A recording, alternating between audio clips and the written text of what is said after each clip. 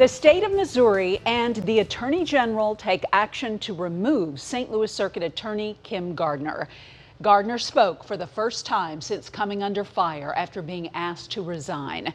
We have live team coverage of today's developments, both at the Missouri Capitol with Bureau Chief Emily Manley and here in St. Louis with investigator Chris Hayes. We begin with Chris, who was at that news conference where Gardner refuses to step down. Chris. Mandy, seemingly in response to the Missouri Attorney General's attempt to remove Kim Gardner as circuit attorney, we were called to a 2:30 news conference in here that just got very heated. The fourth floor was flooded with supporters of Gardner who surrounded a podium in which she came out and stood her ground. Gardner first wanted to offer her condolences and support for the Edmondson family, who are facing the unimaginable as 17-year-old Janae Edmondson lost her legs when a violent suspect caused a crash that cost Edmondson's legs. A suspect who many claim should have been in jail because of repeated ankle bracelet violations. Gardner was adamant. Her office asked a judge to revoke bond several times. While it is true my office could have done more, to say we did nothing is only disingenuous, but it's willfully ignorant of the reality of our court system. Ms. Gardner, you said that your office asked the judge to revoke bond, but why doesn't the court record show one example of a motion to revoke bond? First of all, we have what's called oral motions to revoke bond. Those can be made orally or written.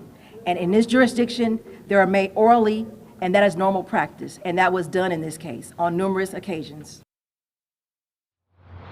We asked the courts about an oral motion, and a court spokesperson said there was not one.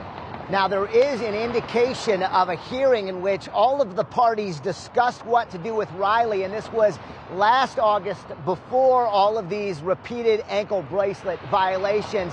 And we asked for the transcript of that hearing. Before we pull up that transcript, I want to explain the importance of this, because the Circuit Attorney's Office says that on this date of this hearing that a prosecutor asked for Riley to be locked up. So let's see exactly what that transcript says. The judge said, quote, "We've had some off-the-record discussion, and I believe that we have reached an agreement for Mr. Riley to release him on his own recognizance on the condition that he will be on house arrest and he will have standard GPS monitoring." That was the judge.